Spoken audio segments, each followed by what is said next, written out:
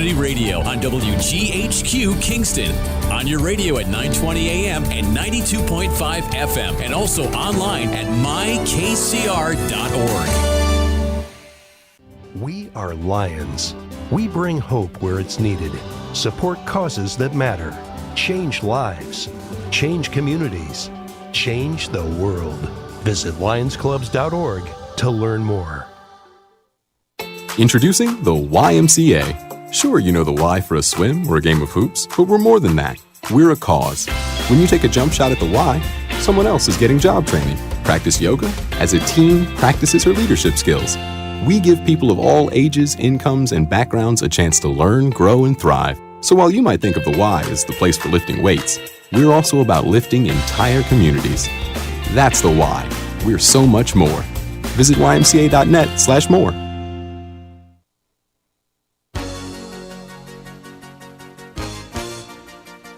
Hi, this is Winnie from the Rosendale Seniors, and I support Kingston Community Radio, and so should you.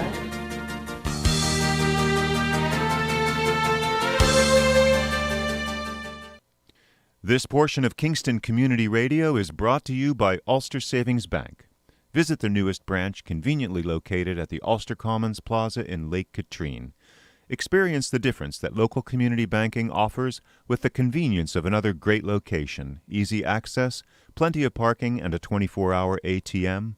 Ulster Savings Bank, invested in community, invested in you. Member FDIC. All right, folks, we're on. This is Thunder Thursday, man. It is. What? No, it wakes me up every time you say that.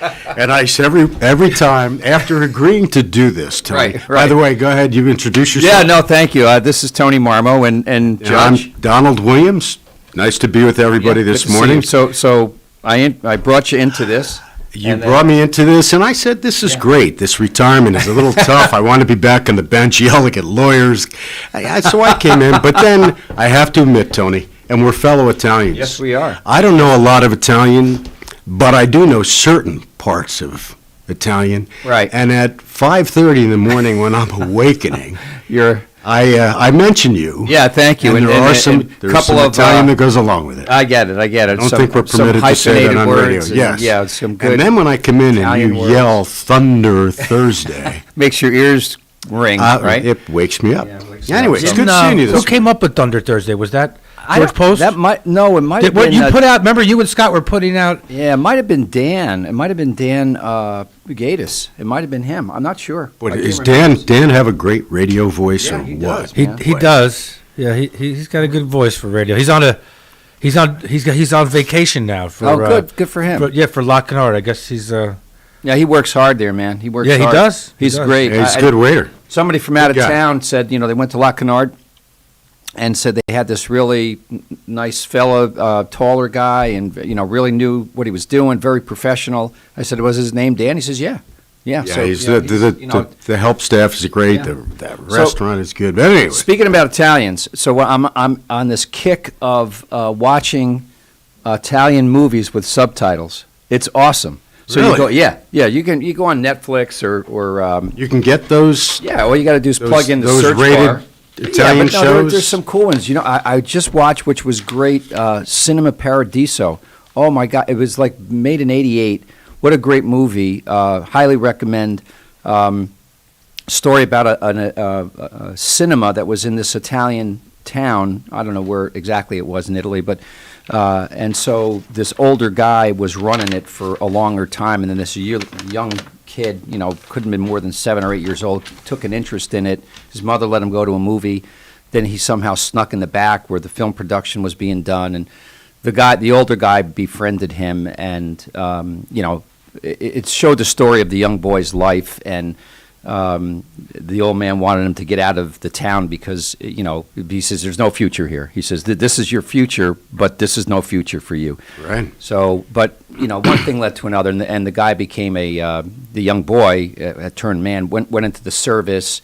It's a long movie, like 2.5-hour movie. Apparently it is. It is. No, but it was great. So at the end, he becomes a big-time film producer in Rome, goes to Rome, makes something out of him. But what I like about it is, any of those Italian movies, you see the words and you hear the Italian. And so Yeah, it was. So I watched 2 or 3 of them, which they're a little the problem is with the subtitles because there are a lot of Asian. Oh yeah, on Netflix especially. Yeah, but the problem with the subtitles, as you're reading the subtitles, your attention is drawn away from the faces of the actors. Yeah, or right. actresses. Correct. So Yeah, it makes it a little more difficult. Yeah. And then trying to, when it's converted to English.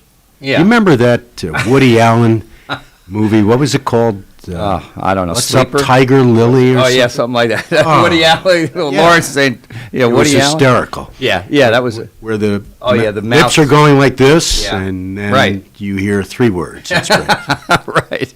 Yeah, it's good. So it's good seeing you. Thank you for waking me again this Yeah, morning. That's okay. Good. I'm glad you're here. It's always good to have you in the studio and brightening the airwaves with some melodious tones of You know something, Tony? That sounds like the Pure, same yes. things that so many of the attorneys that appeared in front of me.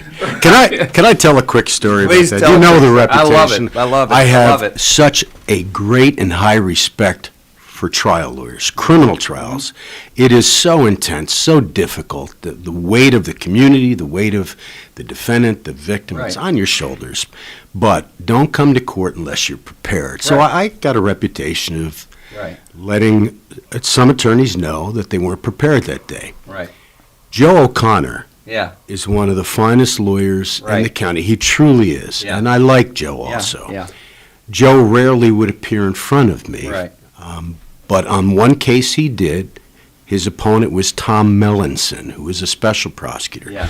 It was a sexual offender registration hearing, which is significant, but as far as the complexity compared to other cases we do, not the most complex. Right.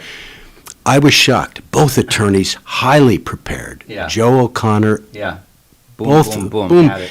And unlike some other judges, I prepare myself. Right. So even though there are a lot of cases, I'm ready to ask the appropriate tough questions. And I did, but I thought it went really well. There was no badgering of the lawyers. They were Right. both prepared, but I asked difficult questions. After it was all over, I went back into chambers for a break, and I see my court attorney, John Prizzi. I said, that was one of the most refreshing. Both lawyers, highly prepared, intelligent. What a joy it was to be on the bench for this occasion, John. This is great. I hope the rest of the 10 years goes like this. I went across the street. John and I normally, we never take lunch. We'd Right. go grab a coffee, come back at Uptown Coffee where Jenna owns it. And I walked in, and Jenna looked at me and said, what did you do to Joe O'Connor? I go, what are you talking about? I said, what happened? She said he just walked in for a coffee and he had his head down and he looked somber, and that's not Joe. Right. So I asked him, Joe, what happened? And he shook his head and said, I hope I can say this. Yeah, go. I just got out of Judge Williams' court. I feel like I was sexually violated. And I guess I don't realize how. I remember how intimidating Frank Vogt was When you were when I was appearing in front of him Yeah. for 14 Sure. consecutive years, but I didn't realize how intimidating it could be. Yeah. And boy, did I seize on that. Yeah. Anyway. And Joe is a competitive guy. I mean, Joe's- he's Joe's a fun. We're blessed, honestly, Yeah. in this county, to have some of the finest lawyers, finest trial lawyers, finest criminal lawyers, and Yeah. and I know they had a great deal of respect for me. They didn't exactly enjoy, Yeah. but they shouldn't. Anyway, Interesting. so that's one of the No, many I- stories. Yeah, That'll be chapter 4 in the book if I make it that long to write the book. We Tony. should see if we can get Joe on maybe at some point as a little I'll call rebuttal. Joe. As a little rebuttal. I'll call Joe. Joe is very. Well, politics doesn't matter anymore. I'm not running for anything. Yeah, I've had right. You enough. can let it rip, man. But- That's one of the beauties of But it. I wasn't able to say anything for 40 years. Yeah. Was not able to ethically, as an assistant DA, DA, or judge, Right, you especially as couldn't a give an judge. opinion. I stopped coming on this show. I used to come weekly. Right. But because you can't say very much. Anyway, yeah, I'll Speaking ask about Joe. coming on the show, well, we have our district attorney David Clegg coming on at 8 o'clock, so that should That's be right. that should be Dave. really interesting. Dave has been, and we haven't really been able to hook up. Yeah. But he's wanted to. I said, Dave, anytime, pick my brain. Yeah, I did it yeah, for it's 20, great. 30 years. Yeah. So now, since you guys have asked that I Yeah. Reach asked out a Dave little to come bit. in, No, it's I great. I did. think Now, it's different. Dave's a good guy, and this is district attorney is a tough job. He is also. I worked for Dave for about 9 or 10 months. Private practice, in yeah. between district attorney and judge. Right. Dave was kind enough to let me out of the informal agreement we had so I could run for county judge. But he's a fine lawyer, great tough guy. lawyer. But that's a tough job. Yeah. District attorney is a tough No, job. it absolutely is. I mean, I know David from the YMCA board he served on, and he's kind of notorious basketball player. He's one his trial lawyer state of mind appears on the basketball court. Right, exactly. We may discuss that with him today. exactly. As I understand it, he played basketball, I'm not sure how long it was, after he had his back fused. Yeah. Now, that's Amazing. crazy, especially for somebody at his advanced age. He's right. But he's got a group of those folks that are. I think he goes and plays like 6 a.m. or something. Yeah. Right around the same time that you make me come in this radio show. I was thinking again today, if there's another snowstorm today, that you're going to have to trudge in. That's a I'm sure the classic. people that are listening have no No clue about this. frame of reference The there. first, I agreed to come on to co-host. I mean, I love coming on as a guest. Right. Co-hosting A little is much different. more difficult Yeah. than what I expected. Yeah. But I agreed to come on, and the very first Thursday, we had a blizzard. The blizzard this year. And, it was. Well, actually, it was it was it the beginning December? of this year. Was it- or it had to beginning be of this I think the first. I mean, we got like 15 inches of snow or It something. was, I couldn't get my car out. I walked down from Mountain View Avenue. I said, there's no way anybody's going to be here. Talk about commitment, man. Talk about dedication. And then you left me. And I left you. You Yeah, 'cause disappeared to move your truck. Yeah. It's Yeah. my first time hosting. I think Right. Lawrence might have gone too. The plow guy just said, "Hey, come down and move the truck." So I'm doing that, and then when you he disappeared took and we thought you forever. went to the bar? Oh, yeah. Disappeared. I remember. It took Yeah. forever. It took I didn't- forever to plow a little. I thought Artie's had closed. But he was at the bar at Artie's. about Eddie Burns. Yeah, Eddie Burns, Yeah. one of the nicest guys.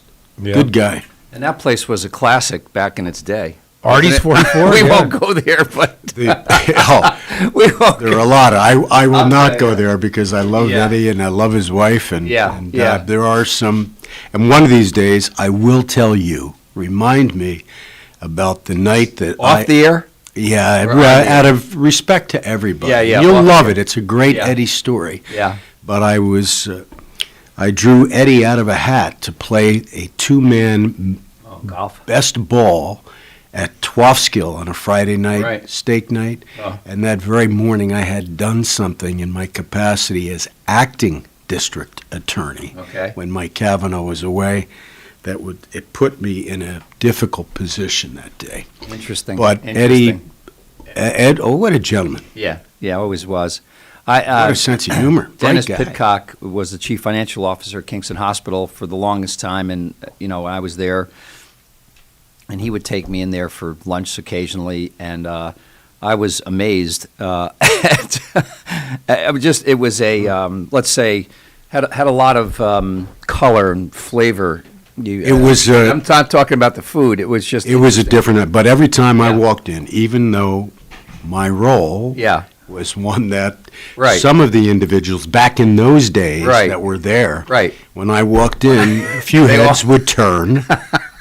I cleaned out a place once. Yeah, I Did you ever believe hear it. of the Cloud 9 bar? It was downtown. Yeah. And I went early afternoon. I went with Holly Carnwright. Holly Carnwright and I were assistant DAs, and we went down to interview somebody at Right. the bar about a serious case. Another good potential guest, by the way. Holly Carnwright. Another good potential guest. Okay. Yeah. No, he would be. Okay. He definitely. Yeah. But Yeah. I'd like to get some of the assistants on. Yeah. If Dave couldn't make it today, there's Yeah. one assistant DA. His name is Paul Darrow Hanassian. Beautiful. And he would be in my court. Okay. It took me 6 months to learn how to pronounce his name. But what a nice young man, good That's a lawyer, good idea. That's a always good idea. smiling and laughing. Yeah.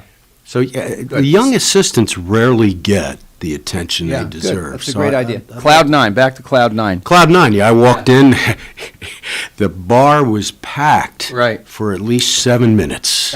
And then the bar was vacant. There was not a face to be seen in the Oh, Cloud man, 9. That's scary. That happened to me once. I was in a bar in Poughkeepsie by Dutchess Community College, shooting pool and having a beer. We're doing some summer courses. But that was a tax, that was a sales tax. They didn't pay their sales tax this bar. So basically the guy said, finish your beer, forget your game, get out of here. You're done. The place is closed. I mean, he just walked in and they met maybe 10. Oh, we didn't close the place. Oh, It they just just closed the place. my face. There was a voluntary or involuntary reaction that suddenly everybody finished their Right. beer and left. And it took less than 10 minutes. Were you by yourself? You guys or- don't want, I was with Holly. Oh, you with Holly, right. It was a place that, let me say, we stood out. Yeah, How we right. were dressed. and you know, by then I had been an assistant DA for a while, so most of the people in the local bars would recognize the Yeah, face. yeah. This was maybe in the 80s? I started in 79, so it had to be about 83. Yeah, I kind of remember. I started at 82, Kingston Hospital in 83.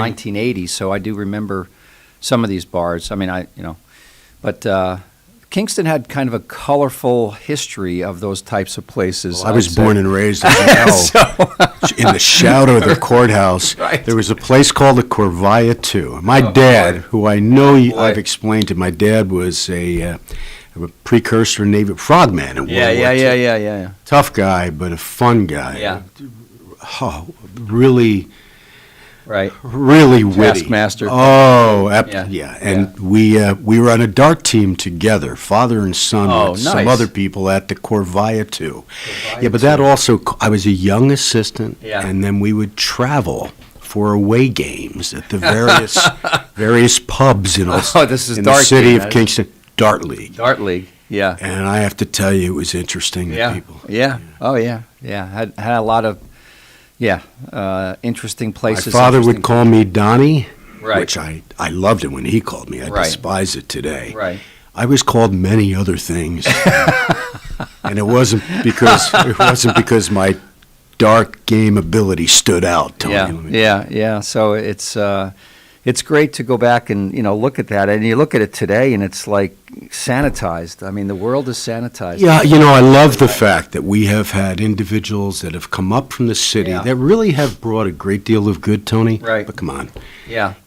let us keep some of the character Yeah. that Yeah. we had. I mean, again, I was born and raised here, never wanted to leave here.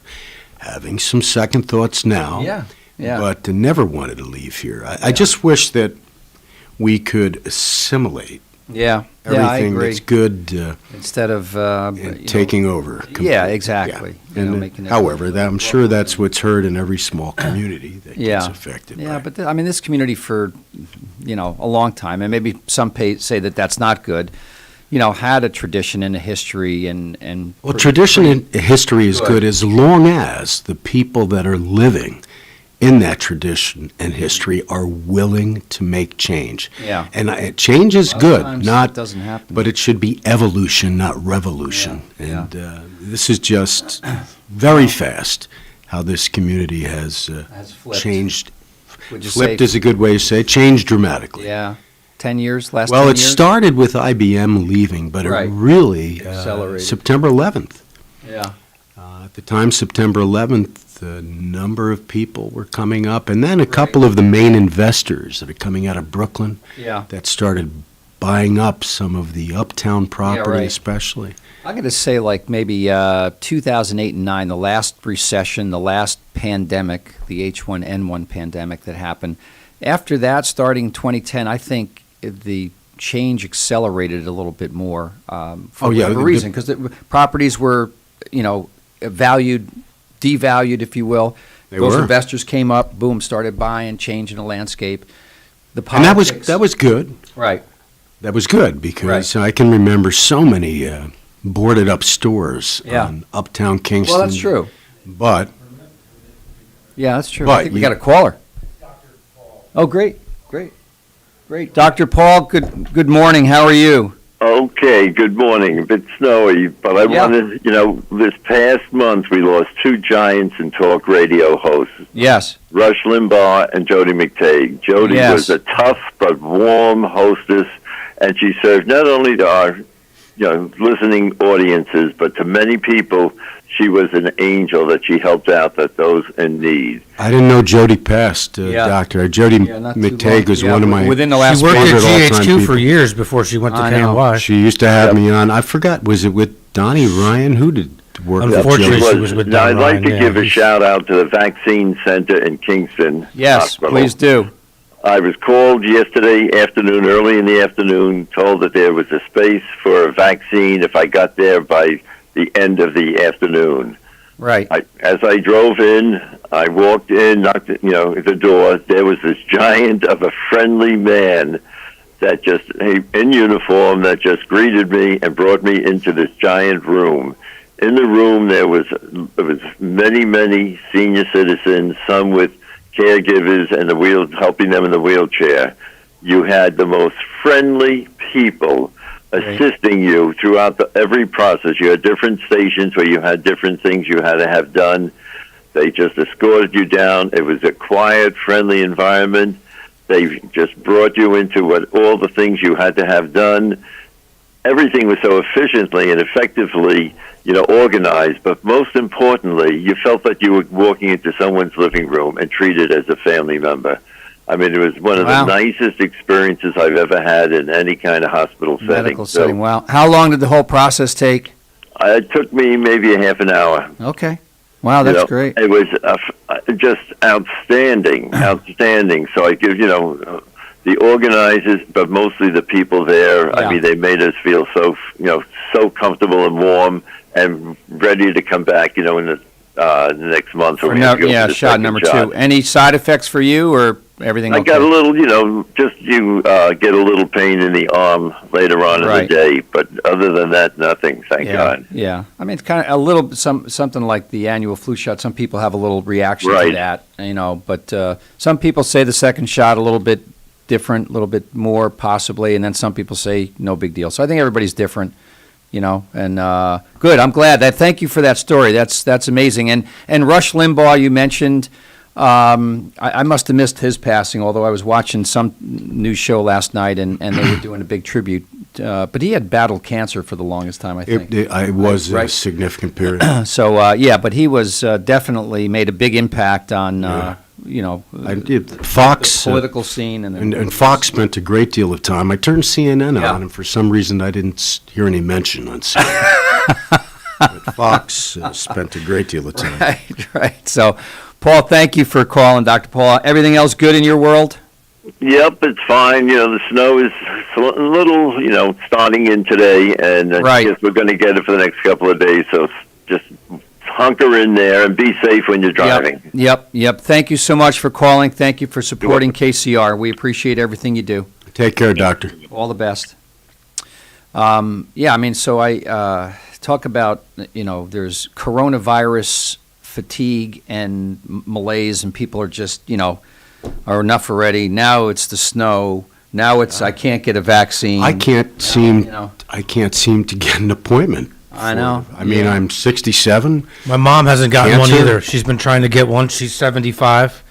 Yeah. She gets on every day, sometimes two times a day, the CVS, the Walgreens website, the county website. Now, I think it's just Walgreens that... CVS is doing them. Nancy Risley got one at CVS on Sunday. There's another one coming out that apparently is just one shot. Do you know anything about that? Johnson. Will that be through CVS? Or? I'm not sure about the distribution channels yet. Probably. I mean, that seems to be... We're only in line for Moderna because we can't get the Pfizer one because there was no storage in Ulster County. It's got to be stored at minus 90 degrees Fahrenheit. Yeah, wait a second. No one put into place the storage that would be needed for the vaccine. How hard in do you Ulster even County? afford it? It's a freaking tractor trailer, isn't it? Who made that decision not to do that? Yeah, it's a good question. Who's responsible for Maybe we should putting get out a the distribution? county executive on next week and ask him that question. Yeah, I'm not sure, how we get what, by the way. I don't know. The state is in control of distributing. So maybe you can choose, Moderna or Pfizer. Well, I'm sure when it comes. I'm sure that in some fashion, and so Right. I'm not a fan of Donald Trump as an individual. Right. But I'm sure that whatever the reason was, it was Trump's fault. I'm sure. Well, every president blames the last president, don't they? I mean, that's just that is something. That's pretty standard. Until President Trump took office, right? Except for Jimmy Carter, it was routine for the presidents to show some deference. Yeah. The new president to show some deference to the for last one. Yeah. I mean, Jimmy Carter did not. Yeah. From the beginning. But other than that, they really did show deference. That was after Ford. Was he after Ford, right? Wasn't he after Ford? Oh, it's hard to remember. What I do know is when he was in office, you could only fill your gas tank every other day. If your license, I told that to my son recently. He looked at me like I was out of my mind. Right. If your license had an even number, you could fill your gas tank on even days. If it was an odd number days. Yeah. We tend to forget. We do. Yeah, it's true. Yeah, it's true. Tend to forget. And I can't remember what the price. I remember in high school the price was like 35 cents a gallon when I was in high school. I do remember that when I was, this is Tony. I'm sorry. Look, I look this age. You do not, but I remember a loaf of bread was 28 cents. People are saying, get these old timers off the radio, for God's sakes. 28 cents for a loaf of bread, and I think gas was about 28 to 32 cents, and we used to complain about that. Yeah, it's and look, we're going through some very difficult times in this country. There's no doubt about that. But, and I maybe have said this on this show before, and so forgive me if I'm repeating, but the 60s was a very turbulent decade for this country, super turbulent, and there was civil riots, there was, killings, protests, Vietnam War, assassinations galore. I mean, hey, who are we killing today? You're right. I mean, the 60s, the 60s decade, was it was the 60s. Yeah, I mean, and that kind of, it was a springboard decade. The 70s was whatever the 70s was, and so you look back and say, okay, yeah, this is a turbulent time we're in, but there's been turbulent times before in this country. It always seems, and we suffer from, what is it called, recent memory? What is that term? Yeah, we always think it is the worst in the era that we're living, we're in at the time. But, the 60s are tough. Yeah, no, absolutely. Or we always yearn for the good old days. I'm going to remind you this time. Yeah, birthdays. I don't know when we do that. Yeah, it's. You yelled at me after me after the last session when I didn't remind you. I felt it was. I think you were screaming. I know. Much of it was subtitled like those Italian movies. My Italian deal. Yeah. So we have some birthdays today. That's pretty cool, man. You're gonna let us know? Oh, we do that later. We do that a little bit after 8, right before we start with our DA. And we can talk quickly about, what do we have, Lawrence, a minute-ish? Ulster, here, you want to read something about Farm Hub, Judge? I don't have my glasses, so that would be real difficult. Are these? Let's see, I can see this. Real glasses or fake glasses? I bought real glasses, and they work just about the same as the 150s? I don't know, I think they're magnifiers? All right, this is a reminder. Join us for a virtual lecture with Dr. Jessica Harris, followed by a Q&A. Links in the chain, some connections between African and African American foodways. That's Thursday, February 18th this year at 7 p.m. What is today? Today's the 18th. It's today. It is today. This is today. It's today. So this event will be occurring at 7 o'clock. Full details and registration below. Go to farmhub.com. farmhub.com, and you'll get more information. 7 o'clock tonight. All right. So that's good. We're going to go to break. When we come back, Kevin Gilfeather from, he used to be the Parks and Rec director. Kingston Lions Foundation. Now Kingston Lions Foundation. Kevin will be calling in, and we'll talk to him and talk about some other stuff. Take it away, Lawrence. listening to Kingston Community Radio on WGHQ Kingston. On your radio at 920 AM and 92.5 FM, and also online at mykcr.org.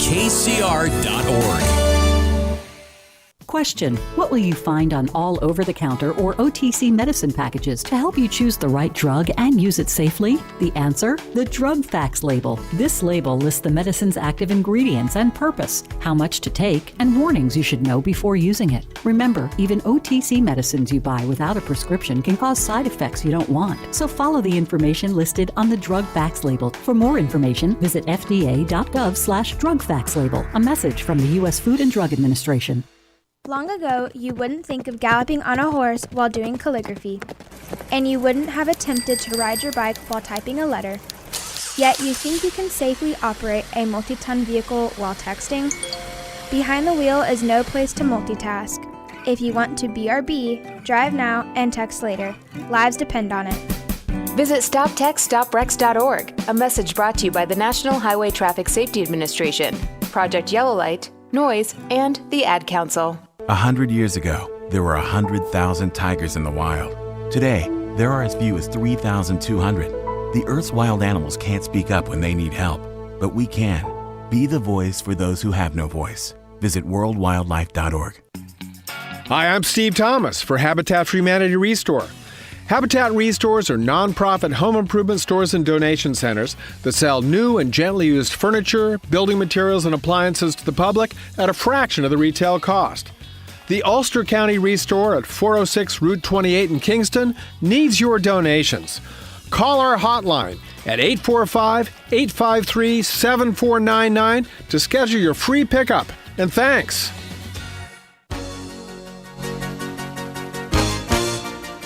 Hi, I'm Ruth Quick from town of Ulster. I support Kingston Community Radio, and you should too.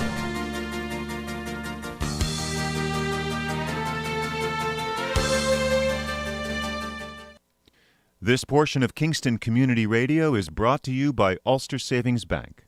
Visit their newest branch, conveniently located at the Ulster Commons Plaza in Lake Katrine. Experience the difference that local community banking offers with the convenience of another great location, easy access, plenty of parking, and a 24-hour ATM. Ulster Savings Bank, invested in community, invested in you. Member FDIC. He's trying to ask. All right, we're back on. This is Thunder Thursday, folks. This is Tony Marmo. Could you do the roaring thunder? I could do the Thunder Thursday. Yeah, thank you. I'm so glad I asked you to do that. I actually do that quite well. Oh, yeah, thank you. Next to Dan, you've got a good radio. No, you have. I was thinking about that when you were just reading that little Farm Hub ad. Yeah, you don't want me to repeat. Right. You don't want me to repeat the last thing that you said to me when you didn't show up and I hosted myself. Oh, yeah. No, I will not repeat it publicly, Tony. It did start to get me a little concerned about some things concerning your background, but but it was complimentary, I guess, depending upon one's perspective. So sometimes there's a little flight of thought that I It's George Post. He's got a quick question. Okay, George Post. Good morning, George. How's Port Ewan doing today? Not too bad, and you Good. guys? We're doing fantastic. I have the judge with me, and it's always a good day on Thunder Thursday when we have Judge Williams with us. Yeah, Judge, you was you're a fine gentleman. You did a great job, and we appreciate the service that you gave to the county. Thank you, Mr. Post. That's really, it's nice to hear. Thank you. What's I'm happening? calling to warn everybody there's a new scam out there where they send you an email from Amazon wanting you to confirm that you ordered something. Right. They give you an 800 number to call back if you didn't order it. And then they get into your finagle array to get you to let them get into your computer and everything else. Aye. And, I was on the phone yesterday, an hour and a half with the guy until I called Roundout Savings Bank, talked to a gentleman there. I thank God for that gentleman right there. Roundout, good thing we can deal with a local hometown bank. Yeah. Yeah, that's one of the real benefits. The scam is the email. The scam is the email, so that starts the process. The scam is the email. So we called up both credit card companies, the stuff that we had, canceled our credit cards, and found out that they was going into putting in charges on the credit card. I Right think- as we was talking. You know, Mr. Post, the general rule that people from, we had, when I was DA, Consumer Affairs was part of our department. The general rule is if you get an email and you do not know the sender, do not open it up. Don't open it up. Right. Because But just it's the opening. disguised as Amazon, George, right? Is that what happened? Yeah, it came in as Amazon. Yeah. And because my wife does have stuff sent from Amazon at times. So Right. Right. Like just about every after other looking household on the closely at it, planet. and after hearing that guy, we immediately cut that guy off, hung up on him and stuff, and then we turned around and called the 2 credit card companies that we had, Yeah. and immediately canceled out everything that he did for that day. But that's a new scam out there that I just want everybody to be aware of.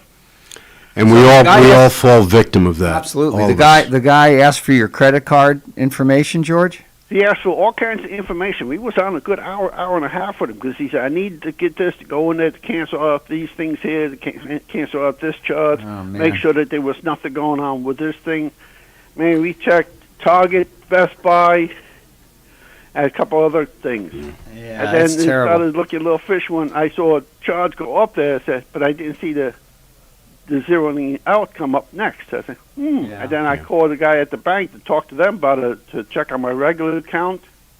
And that's when he said, no, that is the scam. Yeah, thank you The for email bringing is this scam. up. It's I wish we could catch these people and we could lock them up and throw away the key so they never get out again.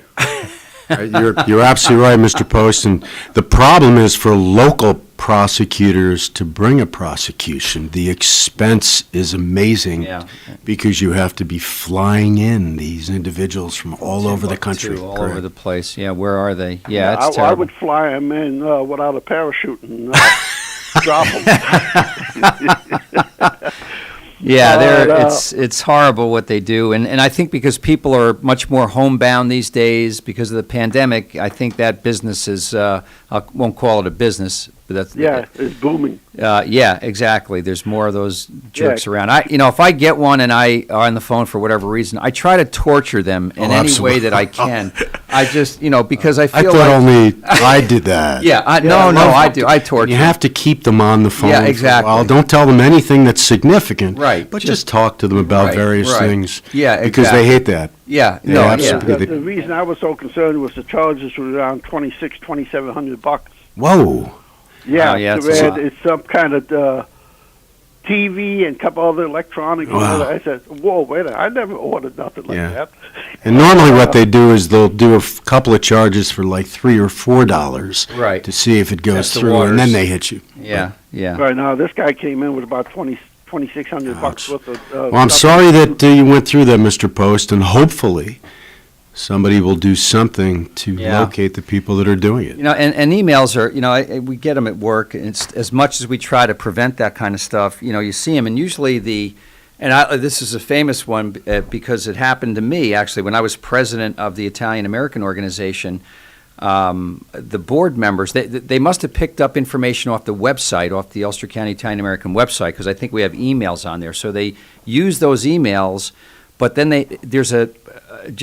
so it'll be, I'll use Les Lombardi because he's the president, from Les Lombardi, but then some other email that if you keep reading along the top line, you can see the real email, but it's from Les Lombardi and said, I need some help. Can you call me right now, or something stupid like that? And Right. Yep. And it's a different like phone number, and you just see the phone number that's on the email, and boom. Right. Yeah. Well, luckily we have a guy who's a computer expert. He's taking my computer today without me turning it on, and going ahead and go to look into it, make sure that they didn't implant anything into the computer, because they have this that's the other share problem. program that they use to get into the computer. Right. Yeah, I just hope none of my Legion data or nothing else got corrupted. Yeah, I mean, so when you're growing up as a young child, sometimes your parents will ask you, well, Don, or George, Tony, what do you want to be when you grow up? Well, I'd like to be a policeman, or I'd like to be a nurse, or I'd like to be a this or that. Dad, I'd like to be a scammer. A scammer. Can you teach me how to be a scammer, Daddy? Tragically, Tragically, that happens far more frequently than you might imagine. What's that, George? I grew up wanting to be a Marine. Yeah, well, there you go. God bless. And I did that. Then I ended up as a postal worker. Yeah, well, those are two very difficult positions. Yeah, and admirable professions, as opposed to some families saying, well, let me teach you how to screw people out of their money, son. I worked a lot of overtime. I never put it in my budget, but I used it to help put my kids through college and also pay off my mortgage so I could retire when I was still reasonably young. I got out when I was 56. That was back in 09. So yeah, because I seen so many people stay the extra year or two for the extra 1 or 2%, and then pass away within about a year or two after they retired. I said, no, I want to get away when I had my health. Yeah, I don't blame you. That's a so good we thing. scrimped and saved and paid off everything, and we was able to do it. So God bless. That's great. That's the way to do it. That's back in the days when you worked and everything else for what you got. Yeah. No, things have changed and the you planet. Used common sense back then. Yeah. It's a different world, George. We were just talking about that earlier, and some for better maybe, and some for worse. Right. Yeah. I remember. I heard you talking about the '60s and everything else. Right. Yeah, I grew up during that era. Yeah, and, no, it was turbulent. High school it was turbulent. Stuff like that. So, but nowadays, when the phone rings, if I don't recognize the number, I don't pick it up. I say, let the machine get it. Yeah, the problem now, Mr. Post, is what the latest part of the scam is. Somehow, when they call, they now on my caller ID on my landline. They're getting numbers of local people. I got a call one time from a 338 number that said Tom Fiore. Yeah. I know Tom Fiore. So you answer it. Right. I don't know how they're doing that, but it's clever. Yeah. Oh, yes, it is. It's very clever, and it's a shame that they got to make their money like that and hurt so many other different people. Yeah. They don't. They don't particularly care. That scam coming out and stuff, and hey, unfortunately, that's the world we live in, especially with electronics now, too. Right. No, absolutely. I blame Al Gore, who invented the World Wide Web. As soon as that happened, as soon as the computer world really started getting, big and crazy, I think the world changed like unbelievably. It does give you access to so many things we don't have access to. However, having said that, the dangers. That's super good dangerous. and bad. Yeah, exactly. Especially with the kids. Yeah, and the bad folks use it to their advantage, and that's why great people like Don Williams are around to put those folks away for a while doing bad things. But no longer, and I did, Tony. You did, and that's what we needed. Yeah, exactly. Hey, I've been up here since around '82, and I've been following the local politics and everything else, and I know Judge Williams and everything else, and some of the other different people that we had, and the different sheriffs and stuff, and that's why I back our legal people all the way, and our police departments all the way. Sure, you got the bad apples, but 99.9% of the other ones are fantastic people. Right, exactly. And they need to be commended on a tough job that they have to do and stuff. Right. You know what never ceases to amaze me, though, is how criminals think that they can get away with stuff long term. I mean, the problem, Tony, it's obviously a very complex issue. Yeah. I can tell you that when I was on the bench, people really were not thinking that. Yeah. From what the police would tell me when they interviewed, especially the gang members, they did. If you heard some of the nicknames they had for me, it was amazing. The problem, and again, it's a complex issue. It's a family show. Yeah, but we can't go the down problem was, first, what can we do? People have to be locked up. Right. Repeat offenders, violent people, put them away, give them a fair trial, and put them away. Yeah. But when they're away, they're going to get out, especially in New York State. Yeah, they're going to get out. We've got to do something to teach them some vocation while they're there, not license plates. But then when they're out, the biggest problem is, where do they go? And if they go back to the same environment, they're going to reoffend. It happens over and over. We did have some things, believe it or not, in this very conservative county, such as Save Us Now, which was a program designed, and we can get into it some detail. Judge Feeney did. That was drug court. Before the state of New York made it official, we had something called Community Corrections Program that Ted Feeney, myself as DA, and a person by the name of Ed Brown, who was a local, put together. That was treatment initially in a confined environment next to the jail, a dormitory type situation, and they received intense treatment, and then drug court expanded to helping get these people jobs. The problem is, if you're an employer and you have two people that are equally qualified for a job, and one has a history of drug dependence and one does not, who do you hire? Yeah, the one that does not typically. Well, in most cases. So it's very difficult for an individual that has been exposed to the criminal justice system and has been labeled to get a job. But that is, to me, that's the biggest. And I'll tell you, and I am very open-minded about that, when we try to place people.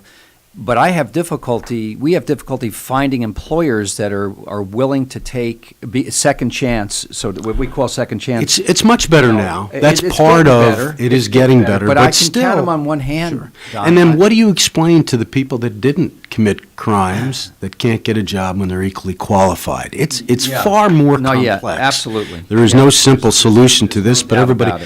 The key is you cannot be afraid to lock people up. Yeah. That's got to be the start. Exactly. I think I've told you the story with, I'm out, I go to grocery stores, and I have people recognize my voice, even with a mask. And they say, Judge Williams, I want to thank you. And I'm going, boy. Thank me for what? For locking me up for 2 months because they dried up, and after they got off of the drug, they said they sat in their cell finally sober for the first time, saying, where am I going with my life?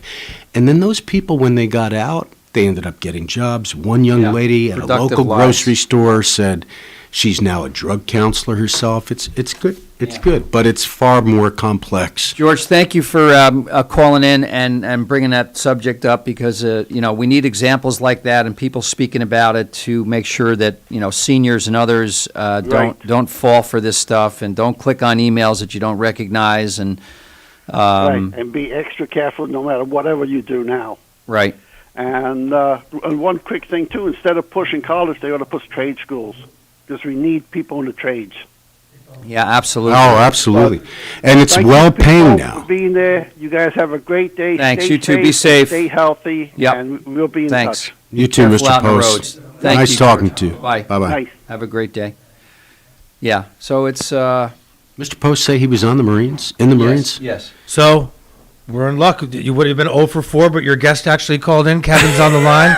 Last week, none of Tony's guests called in. They just happened to disappear. I don't know. It must be me. So Kevin just got back from vacation. Welcome, Kevin. Thank you, and I apologize, Tony, for my 15 minutes delayed. Phone no worries. You can apologize to the judge. He's about to sentence you. Kevin, definitely not the case. I have great respect and admiration for Kevin, especially when he was running the rec department. Yes. What a great job. Kevin, you're a good person. You did a great job. I haven't had much contact with you lately. Are you still friends with Dwayne Postyapak? Because I think that may be the only error that you've made in your life. Nina, his wife, is magnificent. Dwayne, however. We've been good friends with Nina and Dwayne for a long, long time. Well, the next time you see Dwayne, ask him. Ask him if he remembers being beaten in sudden death on the 19th hole at Swafskill by an individual that hardly played golf, but happened to hit a second shot into a par 4 and sink it for eagle, defeating the Hertigan champ. Oh my God! Yeah, poor Dwayne. Oh, that's funny. Poor Dwayne. That's He's heard about that. Oh, it's absolutely true. Was it being sunk into the right hole that you were?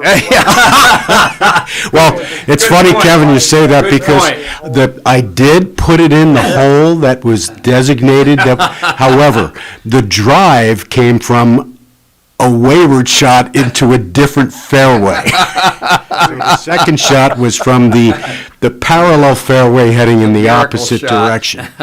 If you're familiar with Twofskill, Kevin, I'm sure you are, my drive off of 19, which was 1, was in front of the third green. Oh, geez. I had to hit it back over a tree to a pin I couldn't see on the first green.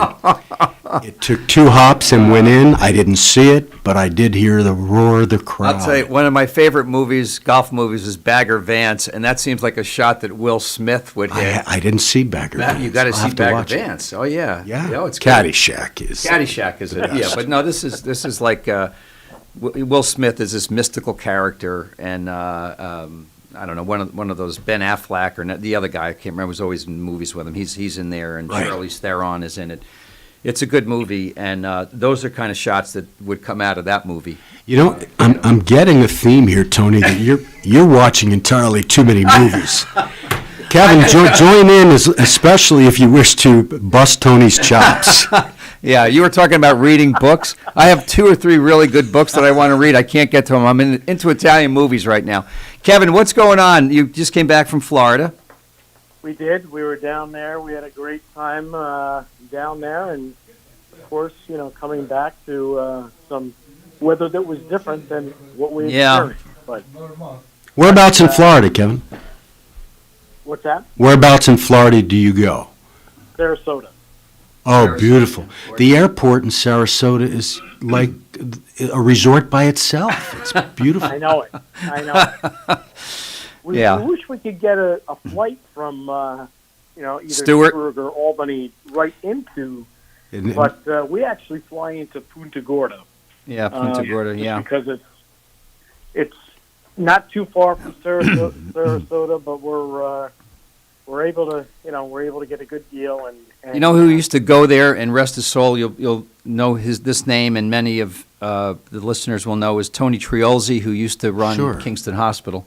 I remember. Tony had a place down in Punta Gorda and would talk about it frequently. Is that north, south of Sarasota? I don't know. Where is it, south Kev? of Sarasota. South. Yeah.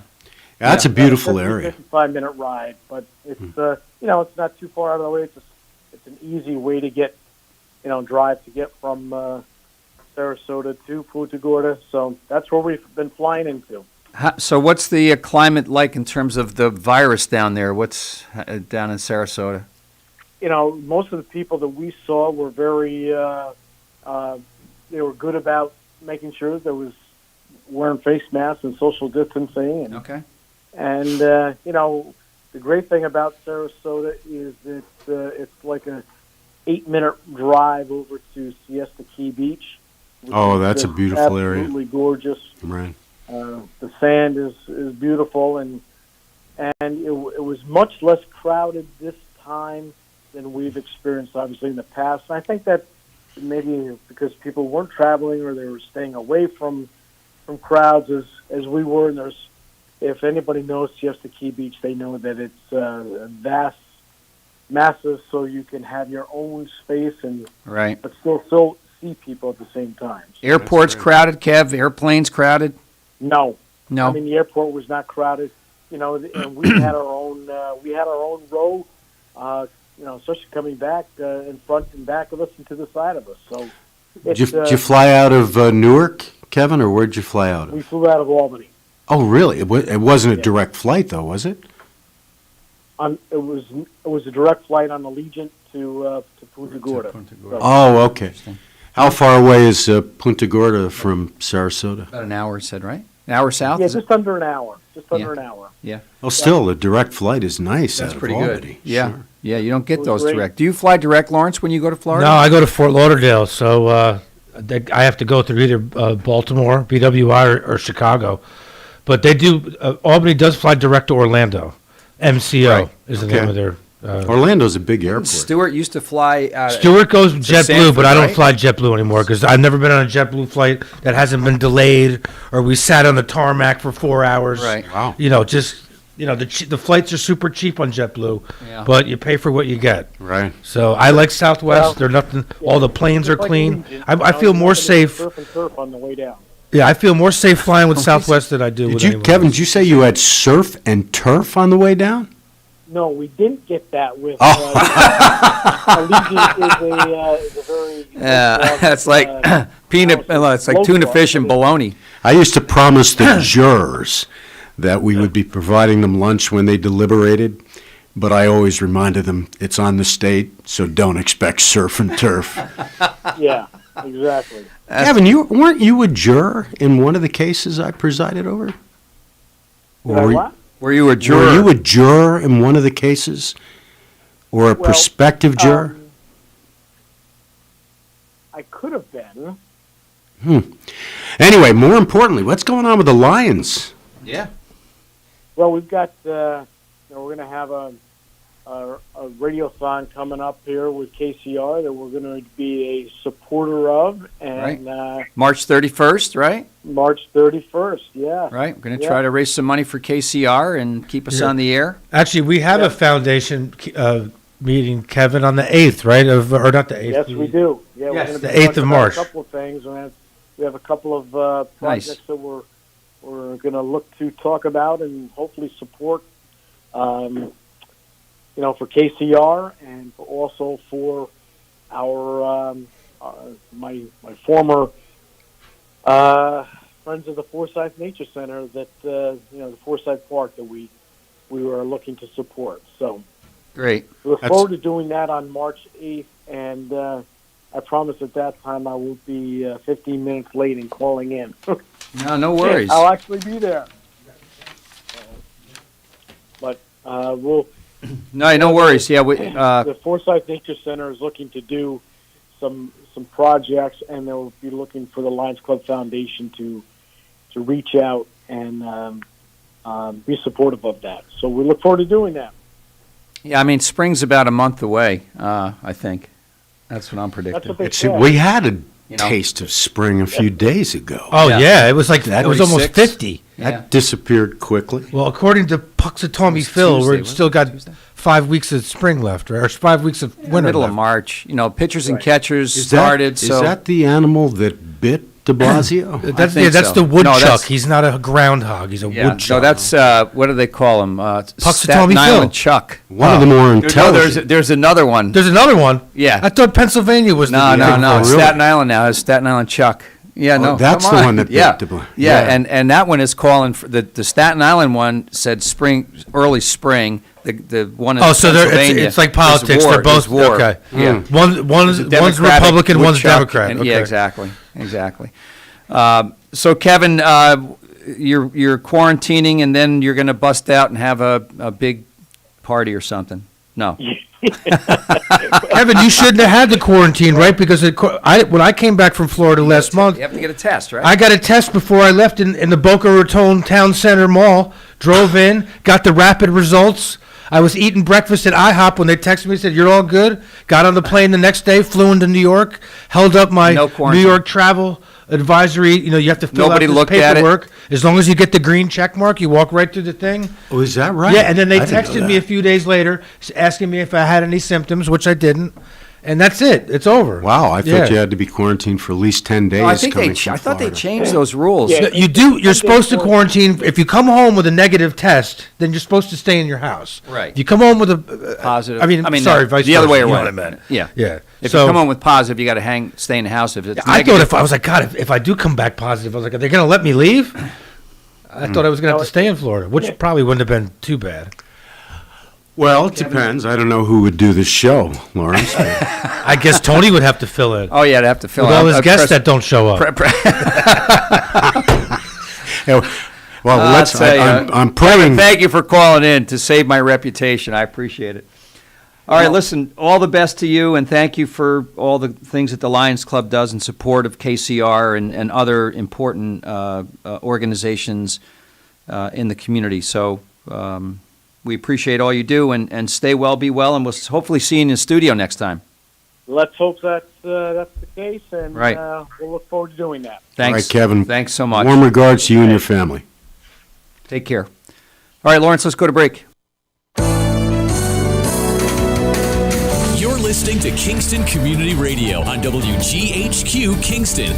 On your radio at 920 AM and 92.5 FM, and also online at mykcr.org. Think fast. In the short time it takes to listen to this message, a small flame can turn into a big fire. Several minutes more, and thick, poisonous smoke may have filled your lungs and reduced your ability to respond. Give it 5, and your entire home may be filled with flames. Keep breathing. We got you. Don't let your world go up in smoke. Have working smoke alarms and practice an escape plan for you and your loved ones. Learn more at usfa.fema.gov, because fire is everyone's fight. At St. Jude Children's Research Hospital, we're fighting against childhood cancer every day. At the heart of this battle are our donors. Most of us want to make some type of difference in the lives of others. St. Jude does miraculous work. The fact that no one has to pay, it's a place where everyone is treated as an equal.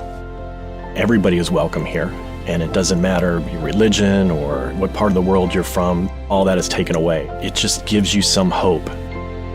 It's just a nice feeling to put your energy into something that really does genuinely make a difference in a child's life. There's just no greater gift. If we have the ability to help, then we have a responsibility to help. Finding cures, saving children. St. Jude Children's Research Hospital.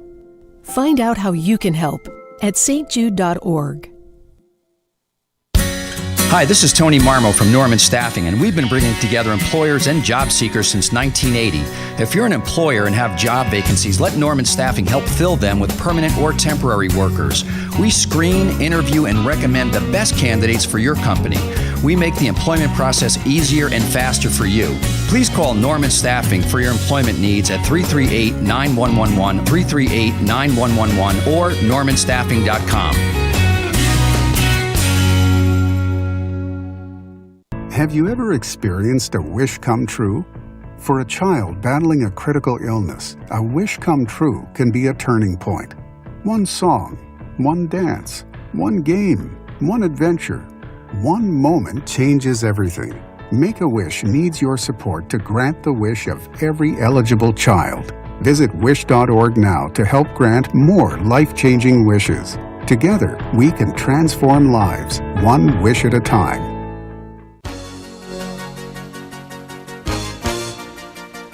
Hi, this is Winnie from the Rosendale Seniors, and I support Kingston Community Radio, and so should you.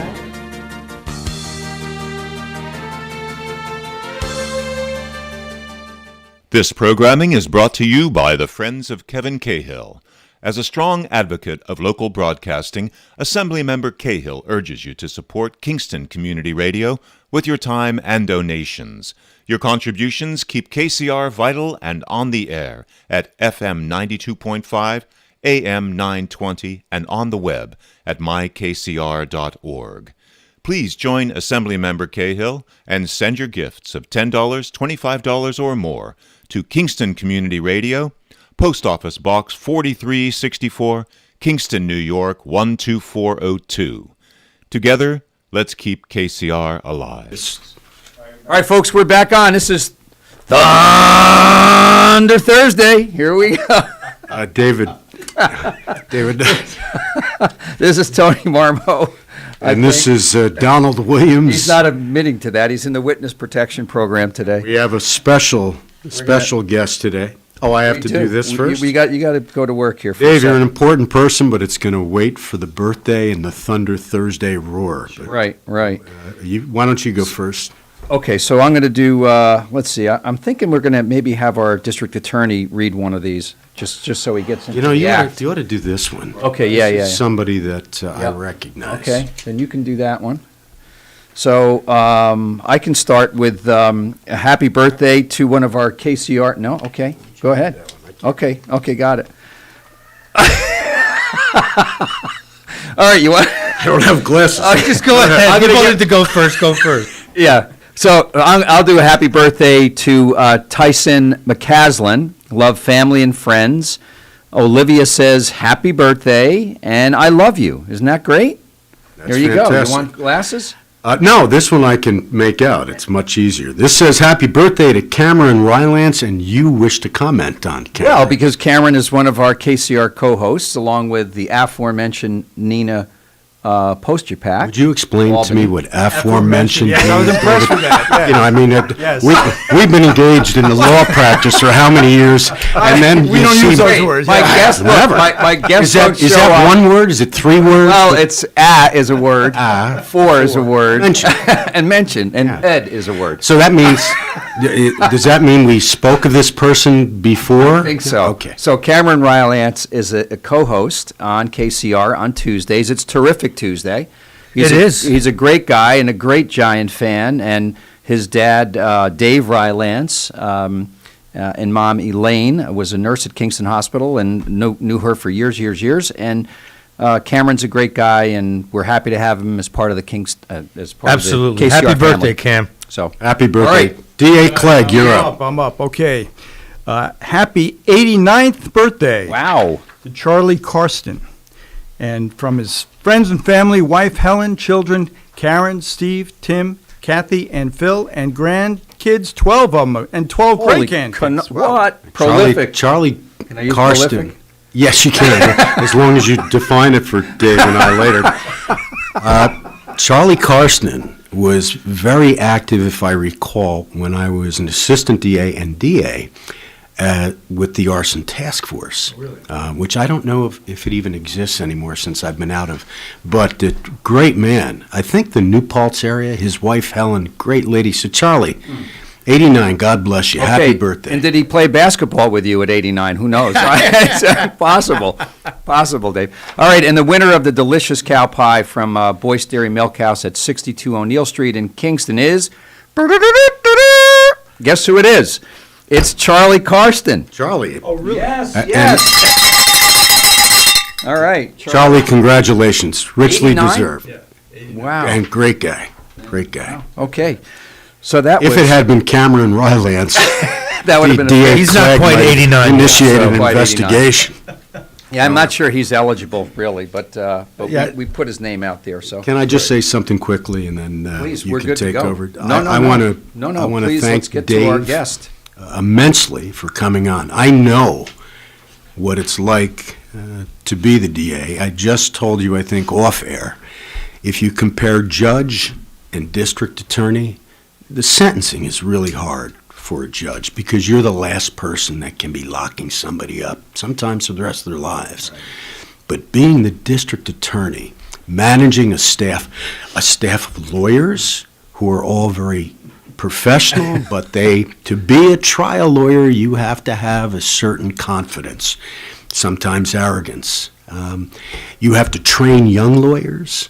You have to try cases, and then you have to handle them firmly, but also you've got to be their father or mother, big brother or big sister.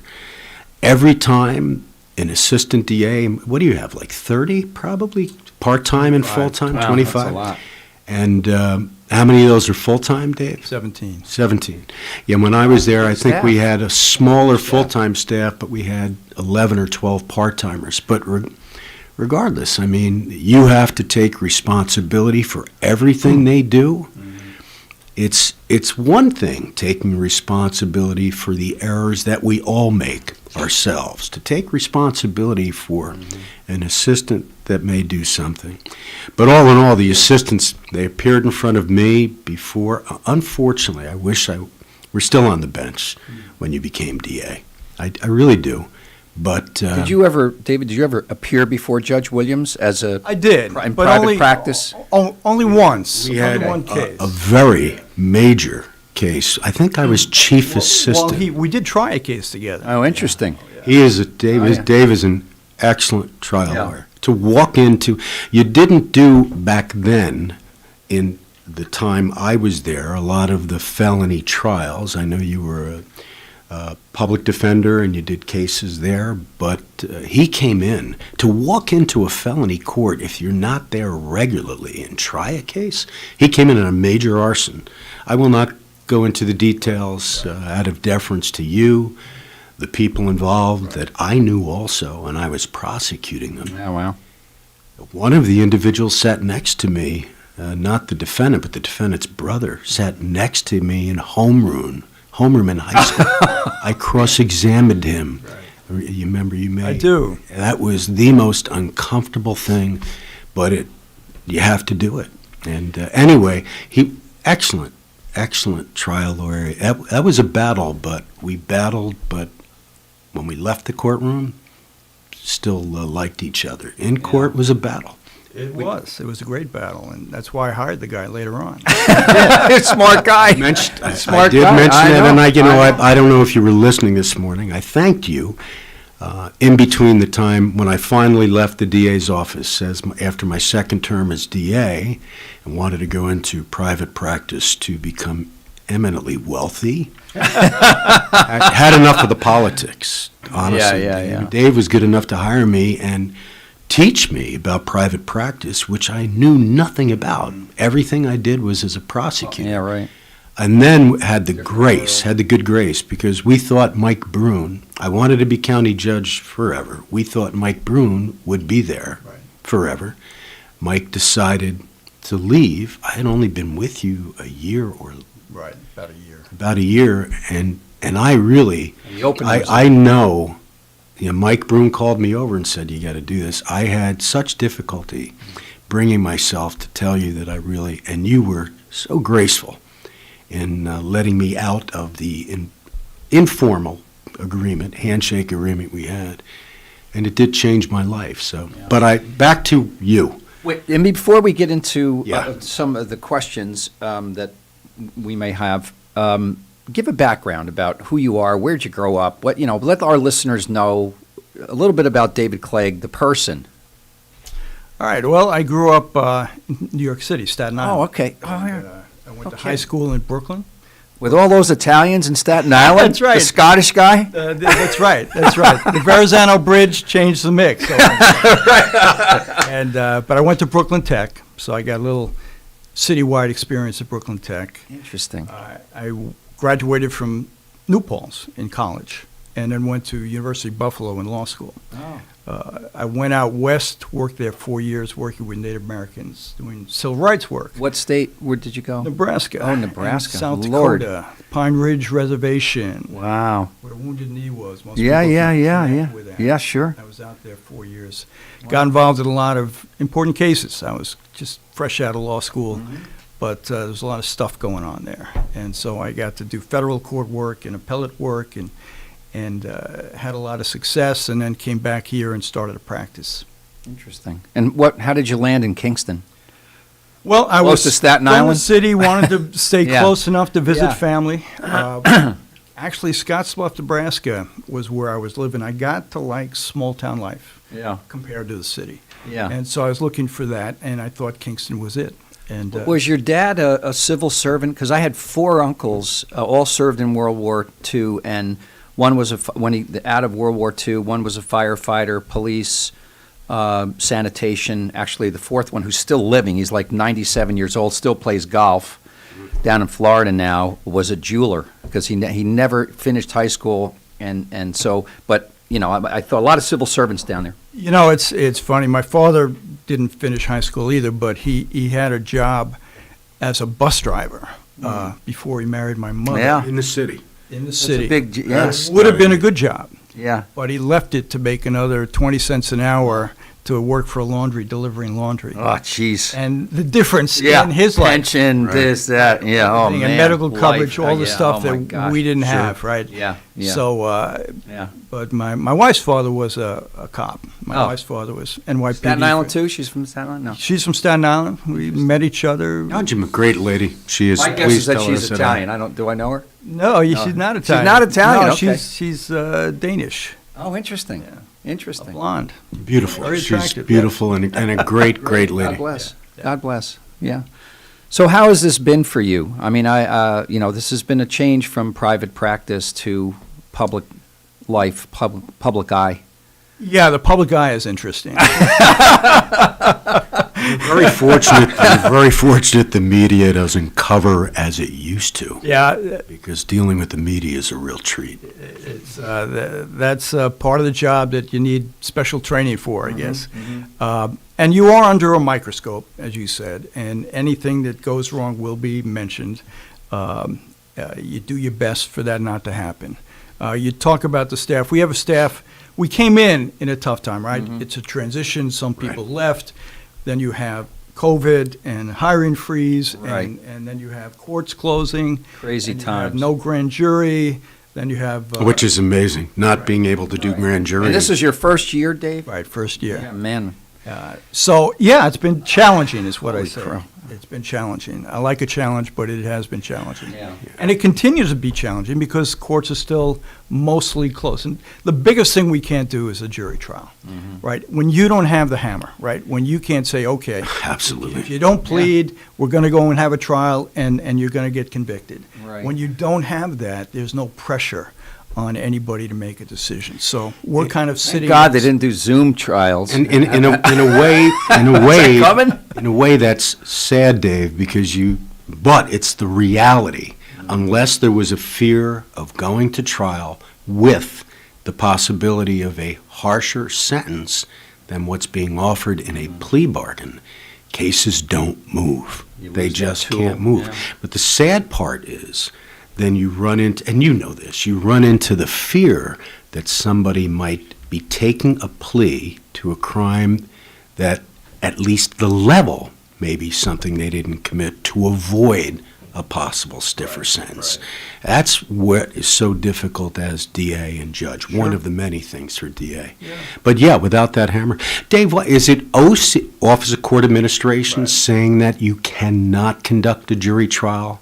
Because why not bring in, I know the ceremonial courtroom, and it's not your decision, that is the judge and the Office of Court Administration. It's not the DA's decision. I want to make that So clear. you can't physically distance? I hate to use why the term not? social distance, but- The upstairs courtroom It's holds gigantic. 120 people. We used to select a murder case in one day, but we would start at 9:30 and end at 5, a day and a half most. Why could not, unless OCA is saying no, why can you not just, New York City, as you know, it takes a week to pick a jury, sometimes longer. Why not bring in 30 people a day so they can be distanced significantly in that room? It'll be tougher on the judge because you have to give the preliminary instructions for each, which takes a long time, an hour, for every one of the new 30 that come in rather than addressing 120 at once. But a jury could be selected even on a major case in a week. And people understand. They would be there for one day and then come back the following week. Is it the Office of Court Administration that's saying no? There was a plan to have a jury trial out of my office back in November, and that was basically the plan. Okay, I did not know that. But COVID got worse, OCA closed Second the wave. door, and so that's where we are. So it is the Office of Court Administration, and so everybody knows, the people that are listening, this is not the district attorney's choice. The district attorney has very little to say about when and if a trial occurs. That is the judge's decision, and in large part, what the judge does, or in some part, what the judge does is dictated by the bureaucracy in Albany that's called the Office of Court Administration. So OCA is the one that's saying no trials. Yes. That's well. They're also the ones who are limiting our grand jury to 1.5 day a week. See, grand jury I can understand would be difficult, but in the grand jury, you have 23 people meeting in secret in a small space. Now, I imagine you could do the same thing. We do the big courtroom. That's where we have grand jury. Ceremonial courtroom. That's so great. it's not the space problem. We fit them in, and all the measurements are there. Social distancing is there. Masking is there. And we use all the precautions when we bring witnesses in, et cetera. Right. But we only get 3.5 hours a week. We could desperately need more than that. We've made approaches, but it's not getting there. It's and that's sad. And I have the head or the person that was in charge of our district when I was on the bench. I've forgotten his name, senioritis. but he was magnificent. I don't know who the new OCA head is for this district, but they worked with us dramatically, and we tried more cases than, as you probably know, any other court north of New York City, but a lot of it had to do with the cooperation of Paul O'Neill, the Commissioner of Jurors, and also OCA. People probably don't understand, Dave, maybe you can explain about what a grand jury is and why a case goes to the grand jury, and are there occasions that the grand jury can be bypassed through either plea bargaining as a misdemeanor or a waiver of the grand jury? Could you explain that? Do you mind? Yeah, the grand jury decides whether there's reasonable cause to proceed with a case. And so it's set up in our state constitution. It's something that protects the public, makes sure that any case that goes before the grand jury has to be vetted by peers, right? People who are from the community, and they make that decision about whether there is reasonable cause to believe a crime has been committed and what level of crime should be charged. Now, does every case have to go, and I know the answers to this, but it's, your listeners don't. They don't, and I'd love to hear the DA explain it because I'm not there. Does every case have to go in front of a grand jury? No. As you know, you can enter a plea bargain called an SCI, where you can actually make an agreement with the defense attorney to a certain charge, avoid the grand jury, and enter a plea. In essence, if a felony, which is the highest type of crime, you have violations, non-criminal, misdemeanors, and felonies. If it's a felony and the district attorney chooses to prosecute it as a felony, then the defendant has a right to have it go to the grand jury, right? But the defendant can give that right up. Yes. So the plea bargaining you're referring to is doing what on a felony? So what you try and work out with the defense attorney is what a fair charge is, and also usually what a fair sentence would be. Mm-hmm. So both those aspects are part of a plea bargain.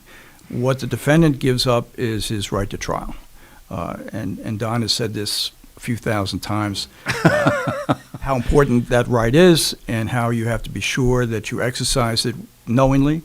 And so part of the new laws that we have with discovery make sure that every defense counsel and every defendant knows everything about the case they can possibly learn to make that judgment in a fair manner. And so so a DA and a defense attorney and their client can agree to give up the right to go to a grand jury and plead guilty to a particular crime. But the DA can only recommend the sentence, correct? Whether it's an indictment or a waiver of indictment in SCI, Superior Court Information. That's right. The judge is the one that determines the judge determines the sentence, but the judge also has to cooperate with both defense counsel. If you have an agreement, you may have philosophical differences, but the judge knows there are how many? 2,000 felonies committed a year, Dave? Sheesh. You couldn't possibly prosecute 2,000 felonies as felonies. Yeah, there are about 5,000 crimes. That was back when I was judge and DA. It's about 5,000 crimes. Of that, I think it was 2,200 felonies. You can't possibly prosecute. 6 a day. You can't do it. It cannot be done. It cannot be done. But, so judges typically cooperate with their sentences, listen to the DA's recommendation. I was a little more demanding, as you know. I wanted to know, and we would have conferences for the judge to say, this is a sentence I would give, or I'm not making any promises. On the most violent crimes, I would say, no promises. Take the case to trial or plead guilty, and I'll listen to arguments. Mm-hmm.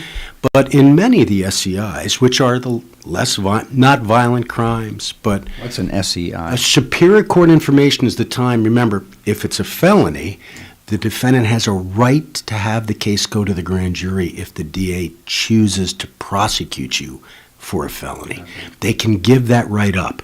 So an SCI is a Superior Court Information that prosecutor and defense attorney have agreed to instead of going to the grand jury and seeking an indictment. The DA has much more control over an SCI. So time is flying. We got to get Dave 5 back. minutes. We got to get Dave back. So I have two questions, neither of which you're going to be able to answer in 5 minutes. But so this is for maybe next time too. Sure. One is, how is this position different than you thought?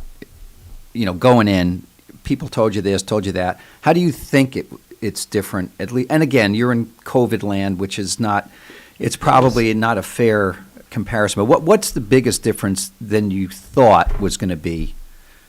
I think Going the in. the difference is the amount of work that has to get done at this point in time. Now, part of that is controlled by the fact that we were understaffed. Yeah. Part of it is the backlog that's created by the court closures. Right. Part of this is from the hiring freezes.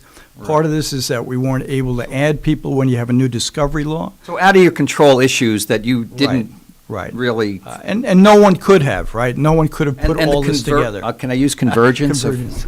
That's a good Yeah, one. as long as, again, I'm going to require written definitions. Convergence, is that when you change your religious I beliefs? think so, Yeah. something like that. You dip in the water. So all these things coming together, and you're coming in saying, hey, boom, I'm going at this hard, which is your style, right? Right. And then you have a lot of things coming together that you just couldn't have anticipated. That's correct, sir. Yeah. No, I mean, Hey, 'cause seriously. I know you're a person of faith. Yes. I know that because I worked with you, and you were a deacon? I am an ordained deacon. Ordained deacon. Yeah. Do you struggle at times, being a person of faith, knowing that you are an individual that is prosecuting, that you are an individual that may be locking people up, or you don't do it, the judge does. The judge has the final say, but you're asking for it. Does that keep you up at night? It is a struggle. It's something, I think if it's not a struggle, then you shouldn't be there. Yeah, exactly. We talk right now about a young man who's had involvements that are potentially very dangerous over and over again. But a young man, and didn't have many breaks in life, and abused and put into foster homes and all those kinds of things. So you have to weigh that, and in some cases, you have to think about protecting the public, and it's not fair, right? This guy didn't get a fair shake in life, and he's going to have to go to prison for a number of years. Yeah. That's very hard.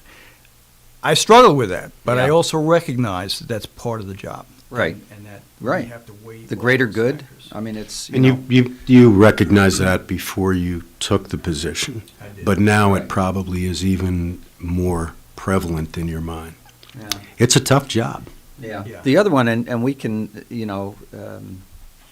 touch on it, and how has bail reform, do you think, changed the position in terms of what's happened, with that over? And before you say that, Dave, I just, to Dave's credit again, Yeah. and Dave and I, if I were still on the bench, I'm sure we would have philosophical differences. We would.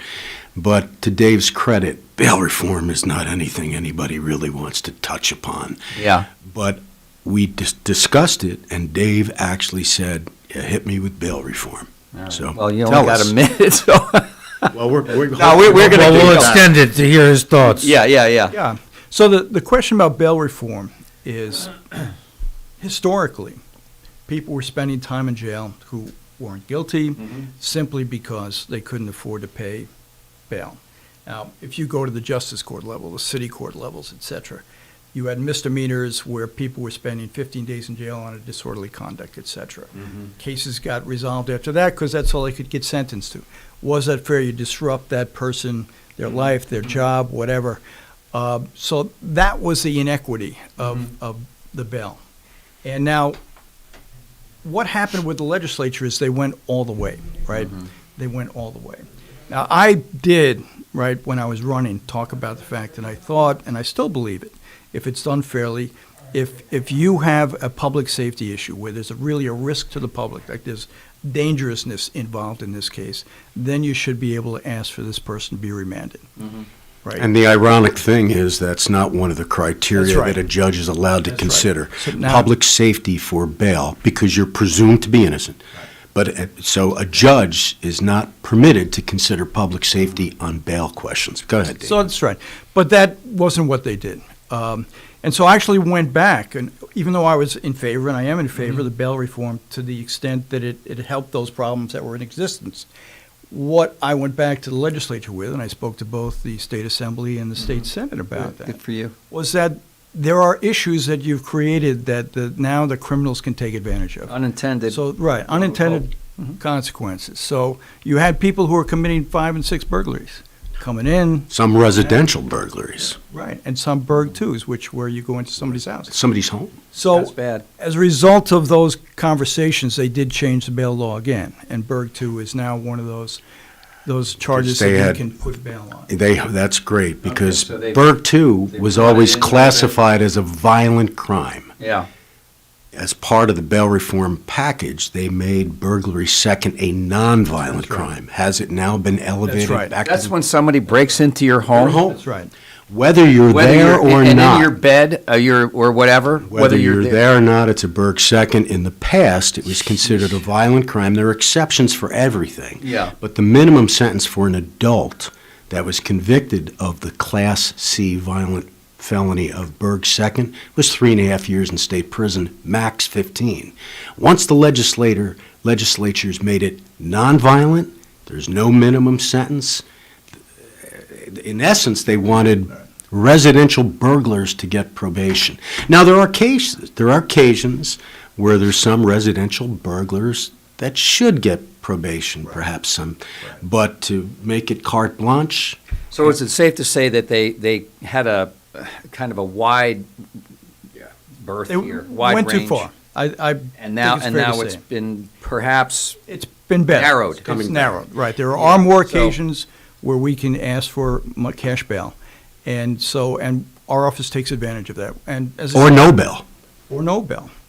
But where there's somebody who's out there who commits another felony while they already have a pending felony, or where they go after the same victim of the first crime again, things of that nature now are bailable issues. Good. Then you can. And I know it had a real chilling effect on police officers too. I've heard that they didn't want to make arrests of people because they would arrest them and the judges would let them out immediately. And that's sad. And what happened, Dave is too polite and also must follow the canons of ethics, which I no longer have to do. So I will say exactly how I feel, but use appropriate terms.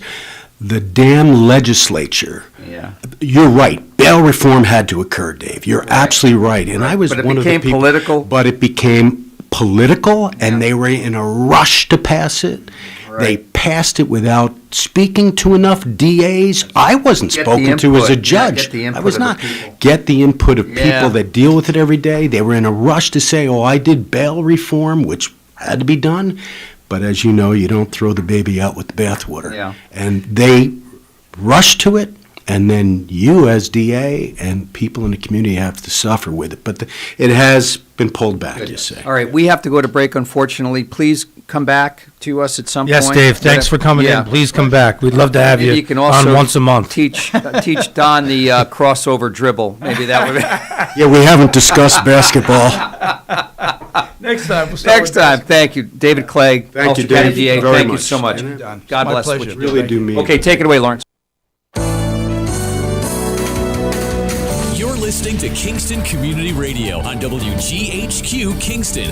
On your radio at 920 AM and 92.5 FM, and also online at mykcr.org.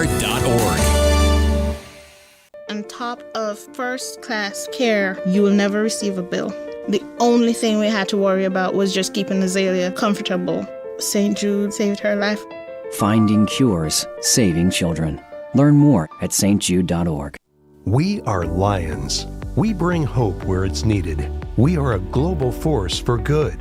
Support causes that matter. Change lives. Change communities. Change the world. We can do more together than we can alone. Join in. Experience the joy of serving. Be part of the movement. Give back. Let's unite the world for good. We are Lions. You can be too. Visit weserve.org. Everyone is talking about healthcare these days. America spends twice that of other developed countries on our healthcare system, yet our health ranks near the bottom. How can we stop spending so much and getting so little? By shifting to a system that gives more patients access to strong primary care. Primary care can help make America healthy again. To learn more about the benefits of primary care, visit www.healthisprimary.org. This message is brought to you by America's Family Physicians.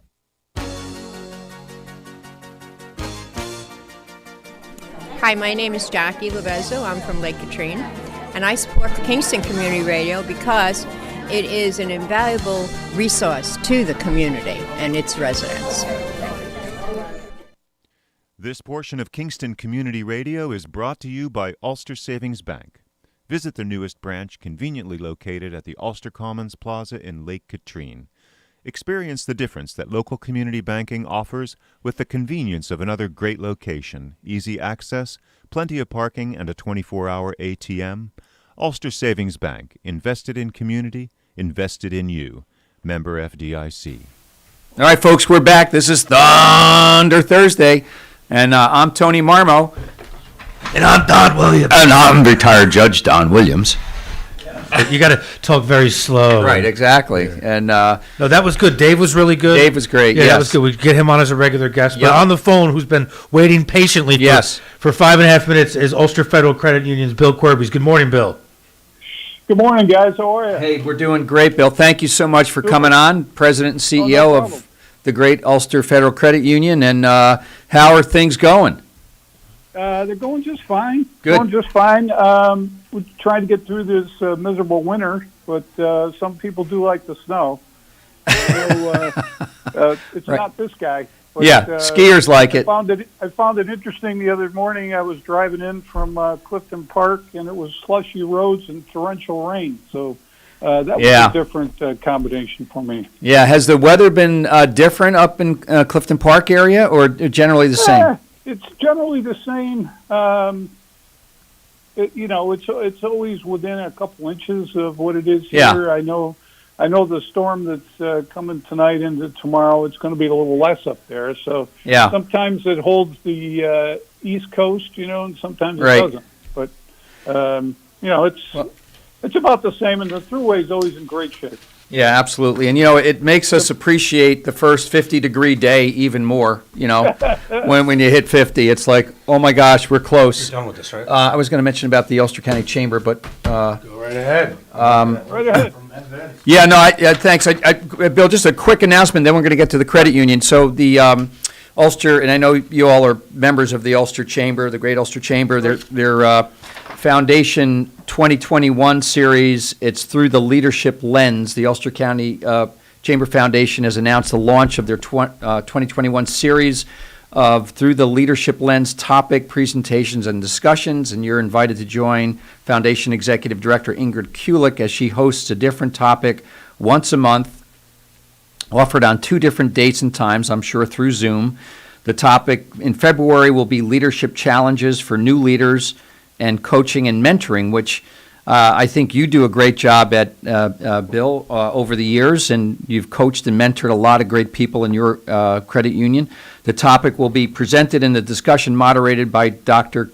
Chris Bacchus, who's the Dean of the SUNY New Paltz School of Business. Chris is a great person, and Chamber wants to thank the School of Business for also being the February sponsor. So join us for a deeper dive into the topic of sharing and questions on the ideas of mentoring and coaching.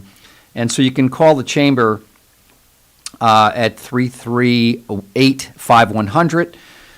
Again, this is going to be a virtual business card. That's another one, virtual business card exchange. But call the Chamber for interesting information about that. So tell us how the credit union's doing. I will, but I first want to give a little shout out to the Chamber here.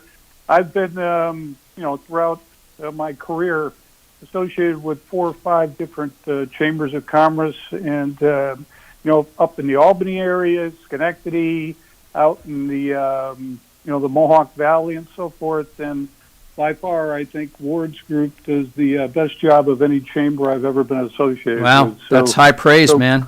That's high praise.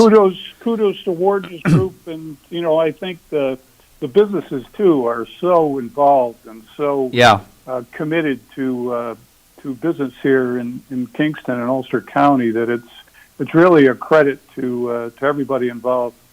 Yeah. So thank you. Shout out from me too. Yep. No, thanks a lot, Bill. I appreciate that, and I'm sure the chamber does too. And so tell us, how are things, during the pandemic? What's happening to our credit union, and tell us. Sure. Well, it's kind of interesting because we've been very slow to get back into full swing here. We currently have our branches, the doors closed, but the drive-through is certainly open. When we were open, we did have 2 cases of COVID and had to do some deep cleaning, and that's not something that I want to pay for every other day. So through no fault of the cleaner, but it's just an expensive proposition. Sure. We've stayed closed. We're going to reopen March 1st, all the branches. Okay. And, another week or so? Yeah, another week. And we think the spring is really going to kick in a lot of business. And January, believe it or not, we had a good month for our loans. Great. Which is, and a lot of things can be done online now, so that's pretty exciting. What kind of loans? Is this residential? Is it commercial? Is it? It's a combination. Car. It's primarily home equities, car loans. People are redoing houses these days. They aren't going any place. So they're putting on additions. They're changing kitchens. They're doing just about anything under the sun. Changing even. Basements to be more, like an office. So we have a lot of that going on. Yeah. And then as of March 1st, too, we have a new home equity product that we're offering with rates as low as 3%. Wow. No closing costs. Wow. No application fees or prepayment penalties. Holy cannoli, man. That's pretty exciting. No, that's great. That's great news. That's a great deal. And I guess if you're in the contractor business these days, you're in a good position because there's a lot of opportunity out there. Folks are, and it's great that you're offering such a great deal on a home equity. It's possible that retired Judge Don Williams would like to do some. He thought the show was over. I thought I was outside thanking Dave and Dave Clegg and I'm really, really sorry. How difficult. Bill Corby's. I will say this too, that it's kind of interesting that this is something new in the last year or two, but we also have electronic closing options, and which is kind of interesting because as we all have been there, where we had to go into a boardroom or an attorney's office and sat there for an hour and did the closing documents, but these days you can do everything electronically. All Zoomable. Bill, I want you to meet, and I presume you never appeared in front of him, retired Judge Don Williams from... God bless you, Bill. How long have you known Tony Marmo, Bill? He speaks very highly of you, but I can assure you, I no longer have the power I used to have, but I assure you, you may say whatever you'd like about Tony, and you will receive prosecutorial immunity. Yeah, nobody will hear it, right? How are you, Bill? I'm doing great, Don. Just so you know, Don, my principal's name when I was in elementary school was Don Williams. So. Wow. Oh, is that right? Was that here? Up in Gloversville, New York. Don Williams. Upstater. He had to be a very handsome, articulate, bright, and witty person. Is that right, Bill? Yeah, he was tall. All right, so had a lot of hair. I'm 0 for 1, 0 for 2. Nice guy, I struck out, Bill. Right. That's really... Gloversville is a different place. Do you recall his... for sure. Do you recall his middle name? He was a Donald Williams. Did you know his middle name? No, we might have called him a couple different things for his middle name. But, then I'm sure that you're related then. Bill, I only wish I could repeat some of the nicknames that many of the inmates and some lawyers have said about it. Bill, have I met you? Your name sounds really familiar. Were you ever were you a juror, a prospective juror? Not in this area. No, I live up in the Clifton Park. Oh. But how long have you worked at Ulster Federal Credit Union? It'll be 16 years in July. So, and you, with Rick Manti. and you were never summoned to appear in front of county court as a juror. Probably his you're home. lucky. His Yeah, home he's court. not. His home is not in Ulster County, His right? home court is up. Oh, it's still Yeah, in Clifton. so- Clifton Park is beautiful. Yeah. I went to law yeah. school at Albany. Yeah, It's a for sure. beautiful area. Yep. Well, Tony speaks wonderfully about you. So again, Bill, Bill, feel free. when is the check coming, man? It's a little late. Thank you. It's a little late. Well, how are the escalation of homes in the community? How is that affecting what you do, Bill? Sales are going crazy. Yeah, it's things have really picked up along those lines, and I know all my employees right now are all saying this would be a great time to sell my home, but they're not quite sure where they'd move once they sold the home. Right. I think you'd be forced to at least move out of Ulster County and probably New York State. Well, you make a profit, and then you have to sink it into another overpriced house. But the profit you make, you're going to pay significant capital gains. Yeah. And it'll only get worse, I think, under the current administration. Yeah. But, Well, at least you take unless you take your money and run, but I mean not you mean run like to South Costa America Rica? or Yeah, something Costa like Rica, that. But, Vietnam with my son. reinvest it somewhere. Or you could just use the equity too. A lot of people do that. They take the money out of the house. They use the equity to either put it back into the house. They might have a wedding that they're looking at doing. Right. Buying a car. Well, you still face whatever. you still face the capital gains tax for that. I know there's an exception for like $250,000. If you're selling, but he's saying, if you have significant equity in the house, Oh, yes. pull it out. Sure. That's but Yeah. you got another potential loan, but still, it's But that's what children are here That's what for, is to pick up your debt when you're gone, Tony. Is enjoy your life Forgot as that. I'm Thank now you. learning. Thank you. Yeah, I forgot. Enjoy your life as I'm now learning. So, Bill, I'm curious about what the the looking glass or the crystal ball you have for, let's say, the next 6 months or so, the rest of 21 or so. How are you at the credit union predicting, what's going to happen? That's a good question, Tony. And if you ask any economist, they're probably as good at predicting this as the meteorologists are with the weather. Right. Good answer. So it's really dependent on who you ask, whether they're conservative, a liberal, whether they're an investment advisor, or in the case we just had our federal examiners in here, and they tend to put on a little bit more of a conservative slant on all that. But yeah. Our investment advisors are telling us by mid-year, with all the stimulus things that are going out, the checks, and with things opening up, that you're going to see inflation start to creep back up, and with that will be interest rates coming back up. And for us here at Ulster Federal, that will be a good thing because 70% of our assets are in investments. So we missed the higher interest rates. But interest rates are like ridiculously low. I'm sorry. What are they now, Bill? Oh, geez, they're. Go ahead, Bill. it's your ability. No, they are ridiculously low. In terms of it's great for the consumer, but here at the credit union, the margins just continue to shrink. But what's a 30-year rate right now in your bank? 30-year fixed. Fixed, yeah. Yeah, roughly. We do a lot of that here in terms of looking at the secondary market. And you can probably get lower than 3% if you're willing to go less than 30 years. Yeah, you do a 15-year, it's like 2.5, 2.6. Oh, for sure. Really? Yeah, it's ridiculous. I mean, I don't know how banks make money on that. How the hell do you make money on that? You don't make a lot.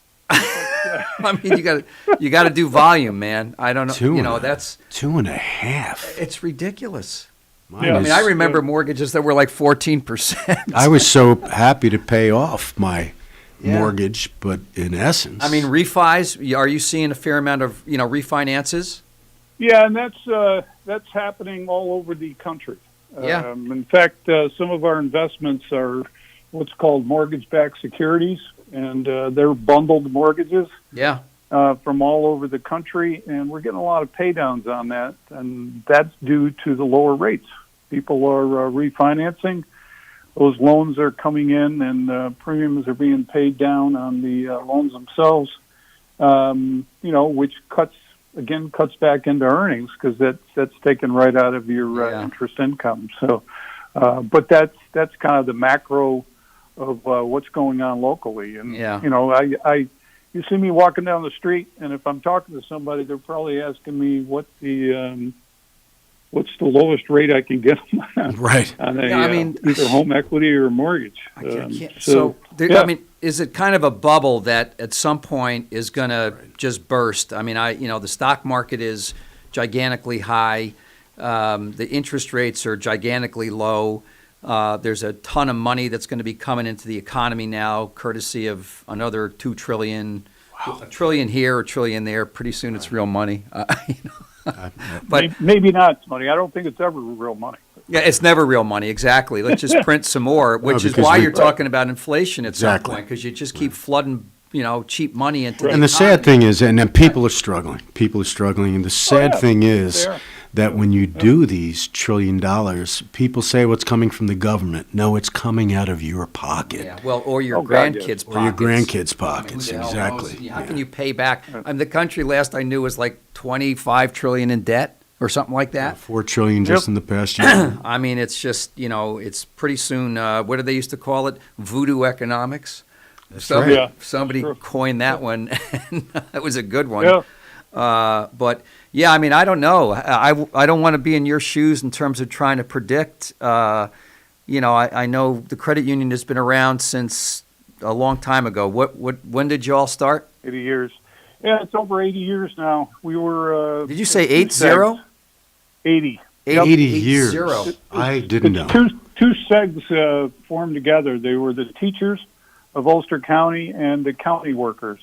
Wow. So those are two pretty big forces, and they got together and formed Ulster Federal Credit Union. Yeah, that's back when teachers were making $6,000 a year, right? Oh, for sure. Yeah. They were one of the lowest.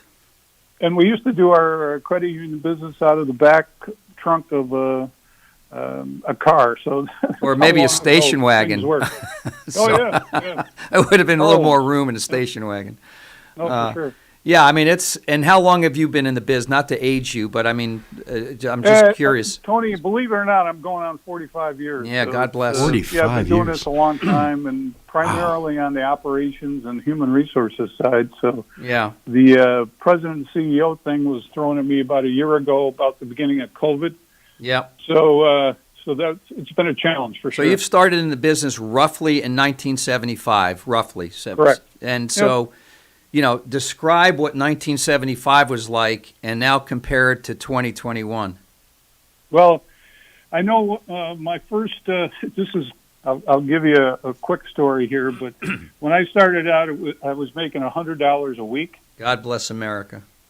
And I remember going to the HR guy in Sitting County Savings Bank and saying to him, Arnold, I really could use a raise because I'm just starting a family. $100 a week. That's $250 an hour. He looks at me and he goes, well, that's like interest rates. Billy, the more money you make, the more money you want. And he turned around and walked away. So. $100 a week. $100 a week. By the way, they called him Billy. Billy? Yep. Bill, some people still call you Billy.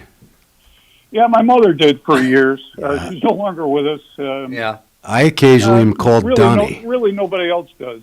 It's kind of refreshing. I know I'm in trouble if they call me William. I was just about to say William, but you're not in trouble, Bill. Yeah, not at all. So $100 a week, and the business was just a lot different back then, and Don and I were talking earlier about the rationing gasoline back in about those times, 75, 74, and just, a whole different world. And now fast forward 45 years and it's like scrambled eggs now. I mean, how do you figure it out?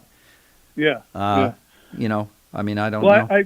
I really don't think social media has helped us all that much, but that's a whole nother subject. It's a whole I could nother be on another half hour talking about that. Yeah, absolutely. I don't think that would be enough as far as I'm I concerned. think Bill. it's been a game changer. I've mentioned that before, and I know the internet is important to a lot of people, and people have Yep. made trillions on the internet, and it's improved some lives, but it's also ruined tons of lives and changed our society in a way that, somebody said, well, how about Gutenberg? You're going to invent a press? Well, that's going to change the world, and when someone started writing script writing, what changed the world? The internet changed the world. I truly did. Bill, I want to thank you for your support of Kingston Community Radio, and I know the Ulster Federal Credit Union is very generous, throughout the community with various organizations, and so thank you for that, being community stewards and giving back, and we certainly appreciate what you do here for KCR. Mm-hmm. So thank you for that, and my friend Dennis Pitcock, how's he doing? He's doing well. He's Good. hanging in there. I'm going to talk to him today. We Good. have an asset liability management meeting Great. at noon today, so I'll tell him that you said hi. Tell Dennis I gave him a shout out. I also want to give a shout out. Frank Falutico, former undersheriff, Ulster County, said to say hello to you. He texted me. Frank and I were very close. Yes. Frank, in fact, put a display on at my retirement dinner from old photographs. It was quite entertaining. But Bill, please tell Dennis I said hi also. Dennis Goodman, what a voice he has. Yeah, he's got Dennis a great. Pitcock. He always had a booming, low register, He could get your attention rather quick. Yes, he could. Yes, he could. Oh, you think? Yeah, absolutely. Yeah, for sure. And not frequently afraid of giving you his thinkings and opinions. Yeah. He tends to sit a little right of Attila the Hun, but... What do you mean a little right? He makes me look like Karl Marx. Yeah, he does. He's a great guy, and you're fortunate to have him. And he's been associated with your board for years, right, Dennis? Oh, God, yes. Over 30 years. Yeah, he's an amazing guy. So please tell him I said hello, and thank you We for... sure will. For, again, all you do, and you've been associated with KCR now for quite some time, and Rick before you. Please say hi to Rick. Yeah, we'll do. If you, I'll be talking to him, too, at noon. They're on the same committee. Great. And you have a great staff, very personal, very, it's like your staff is very concerned about each person that comes in your office, in that building. So, and your location is where again? Please tell people or locations. We're right at the corner of just down from Dysing's on Frog Alley and Schwenk. Frog Alley. That's where our main office is. Great. And do you still have another branch out in town of Ulster? We do right across from Christina's restaurant, right on Ulster Avenue. Right. Yep. Good. Yeah. So thank you, and good luck. Okay. And Bill, we'll be seeing you in 3-dimensional on the 31st of March for the Radiothon, right? I'll be there. Awesome. Great. Looking forward to it. I like that. Yep. Bill, real pleasure talking to you, and you too, Don. Best of health. Yeah. Okay. Take care. Thanks, Bill. All the best, man. All right. So good show today. I think we probably could have used another hour or so with Dave Clegg.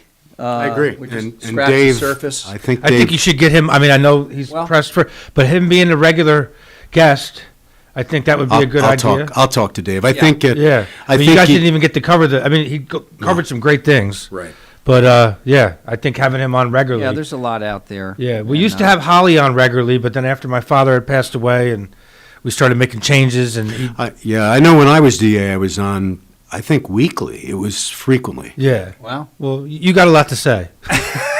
And so many people say you really should speak up. I think I think you got a great. I know before you said, "Oh, Dan's got a great radio voice." I think I think he's got a good one too. Well, Tony knows how to pick co-hosts. He's really good at that. Yeah. Not guests as much sometimes. They don't show up. No, that's just the last couple of weeks. I've had it put a different way. I've heard I have a face made for radio. Okay. Well, I think you're doing a great job, and we're happy to have you here. We're ditto. Yes. Learning on the job from one of the best, Lawrence. That's you, right. not Tony. Well, good. I'm glad you're here. On that note, we're going to end for today. Yes, thank you, everybody. We'll be back in the morning safe, with be well. Mario and Hugh. God bless America, and stay well, stay safe, and keep positive out there. Go love somebody. Not hug, just love. Thank you for sharing the morning with us and participating in Kingston Community